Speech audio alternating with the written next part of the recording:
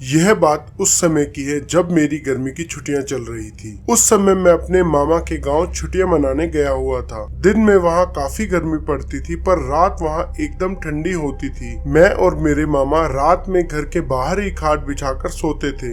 एक रात मैं देर रात तक अपनी मामी जी से बात कर रहा था। बातों ही बातों में मैं मामी जी से पूछने लगा कि मामी जी यह बताइए, इस गाँव में आपने कोई चुड़ैल वगैरह नहीं देखी है क्या? मैं भूत चुड़ैल की कहानियों में काफी दिलचस्पी रखता था, पर मेरी मामी जी बोली कि रहने दे, फालतू में तू डर जाएगा और रात को ढंग से सो भी नहीं पाएगा। पर मैं भी कहाँ मानने वाला था। मैंने भी जिद पकड़ ली कि कहानी तो आपको सुनानी ही पड़ेगी। मेरी जिद के आगे वो भी नतमस्तक थी। उन्होंने कहा कि इस गांव में बहुत सी चुड़ैल रहती हैं पर किसी को दिखती नहीं है। मैं बीच में ही बोल पड़ा कि जब किसी को वो दिखती ही नहीं है तो फिर कैसे पता कि वो यहाँ रहती हैं? मामी जी बोली कि हाँ, किसी ने उन्हें देखा तो नहीं है पर फिर भी कुछ लोगों ने उसे महसूस जरूर किया है। मैं बोला कि क्या आपने उन्हें देखा या महसूस किया है? मामी जी हाँ शायद।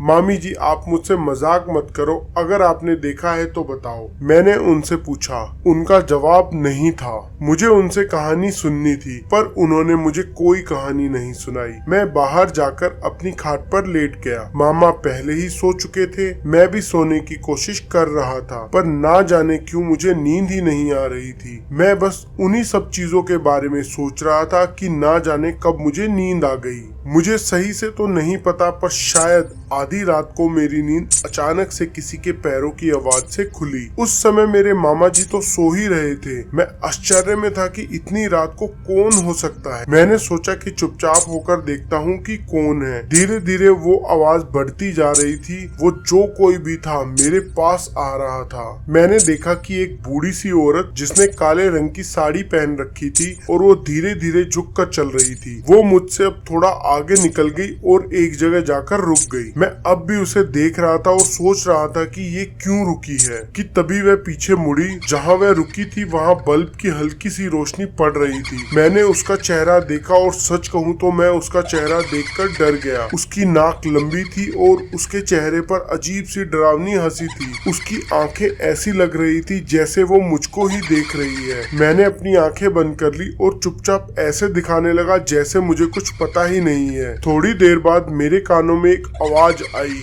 तुझे क्या लगता है मुझे नहीं पता चला कि तू मुझे देख रहा है? मैं एकदम से नींद से उठा। सुबह होने में अभी कुछ समय बाकी था। मैं बोला भगवान का शुक्र है कि यह एक सपना था। दोपहर के समय गांव के ही एक घर में लोगों की भीड़ लगी थी। सब लोग चिल्ला रहे थे कि इस पर चुड़ैल आई है। मैं भी उनकी ही भीड़ में खड़ा था। सामने एक औरत पागलों की तरह हरकतें कर रही थी। सुबह यह गांव के आखिर में एक बरगद के पेड़ पर बैठी मिली और कुछ गांव वाले इसे वहां से लेकर आए। वो सबको देखकर हंस रही थी। एक समय ऐसा भी आया जब उसने मेरी तरफ देखा और हंसते हुए बोली कि तुझे क्या लगता है मुझे नहीं पता चला कि तू मुझे देख रहा है? मैं समझ गया था कि मैंने जो रात में देखा था वो मेरा सपना नहीं बल्कि हकीकत थी। मैं बहुत डर गया और वहाँ से भाग गया। अगले ही दिन मैंने मामा जी से बोला कि मुझे मेरे घर छोड़ आए। मुझे नहीं पता कि वो औरत कौन थी, वो मुझे क्यों दिखी, वो मुझसे क्या चाहती थी। मुझे नहीं पता उस गांव की औरत के साथ उसने क्या किया, पर अब मैं उस रात के बारे में सोचता हूँ तो डर जाता हूँ।